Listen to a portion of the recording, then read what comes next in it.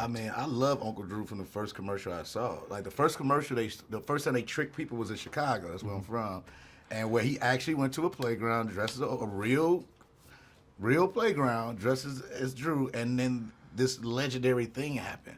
And I've been a fan and fascinated by it the whole time. It took maybe like to like the third or fourth commercial where I started research like who, because I didn't know who it was. Yeah. I had no idea which NBA player it was, and I couldn't figure it out.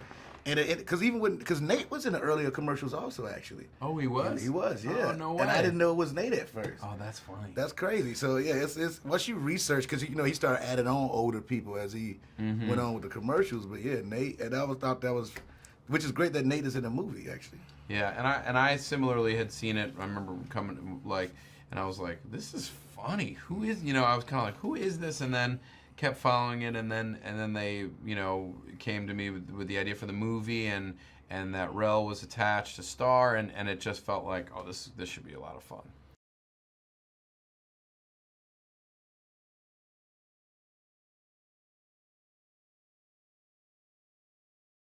It's amazing. I mean, like it's almost like all the basketball commercials I've enjoyed over the years. Like when Nike had Lil Penny with Penny Hardaway, and Mike and Spike was doing their thing. This is interesting, but they never did movies from that. So like to me, this kind of historic to me that you take this commercial and it's now a feature film. Is insane. I mean, I have some history with that with Cavemen. Geico Cavemen, they successfully turned that into a TV show. We did almost 13 episodes. But this feels different. I feel like there's like that. I feel like people are like, what are you doing? This feels like people are legitimately excited for it and excited to see all these guys. And I think it delivers as like a very fun movie. Yeah.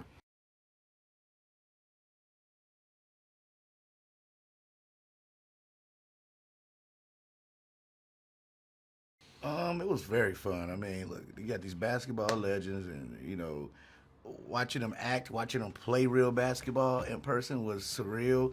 I was joking with him, like, Aaron Gordon played on his team, and at some point I almost forgot I was shooting a movie, and Aaron Gordon did some type of windmill, and I'm like cheering for him. Like, oh, what are you doing? Like, I mean, he's supposed to still be a character, man. It's crazy. There's a moment where I tried to play defense against Kyrie, and it's so fun. I mean, I was like, I have a feeling I know how this is going to end, but in the meantime, it was so fun. Like, I was like, when am I going to get a chance to go up against the dude with the best handle in the game? He destroyed Nick. This is about Nick hit a layup a play before that. Kyrie legitimately tried to block it. Yeah. Nick actually hit the layup. Kyrie got the ball back. Yeah. They cleared it out. He just made Nick dance, man. And it's like in the trailer now. Yeah, it's in the trailer. I didn't fall down.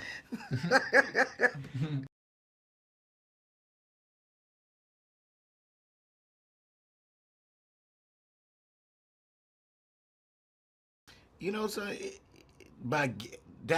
Drew ended up gaining, like Dax ended up trusting Uncle Drew at some point. I think once, going through this road trip, I think the first time, when I needed some money and they all pitched in to make sure I was good for whatever reason. I mean, not trying to tell spoilers, but, and this, I thought that was interesting too, when you see trust build up. I mean, that's how most friendships work, most great relationships, most families work. Once you trust somebody, because he was an orphan, Dax is an orphan, so Uncle Drew, he just ended up trusting him. So by the time we get to what he really needed to hear Drew say, no, we need you, Dax had to honor that. Like, man, I trust you. You've been right all this other time, so let's go.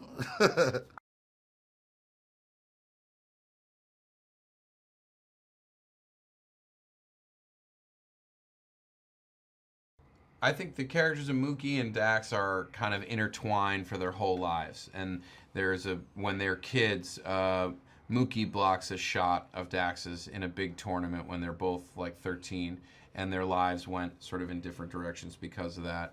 And cut to many years later, and Mookie is still focusing on Dax as his like number one kind of arch rival, because I think it fuels him, and he just needs that person. In Mookie's mind, they're like Bird and Magic. They need the other one to compete. And I think we all have those people who are our markers of who's doing well. Are they doing better than me? Am I winning now? And I think it fuels us. And so I try to use that element to give me some inspiration for the roles.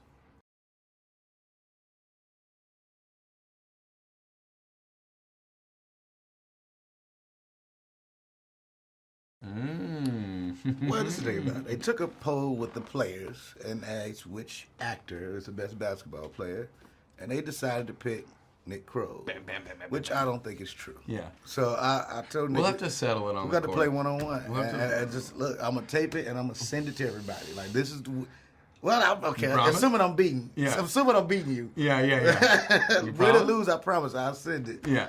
And see, you know what I mean, what people got to say. It's gonna probably be us being winded. After I the know. first Yeah. 20 I'd be like minutes. 2 shots. Just Like, taking breaks from a one-on-one. Have our assistants there. Like, Yeah. I can show it good.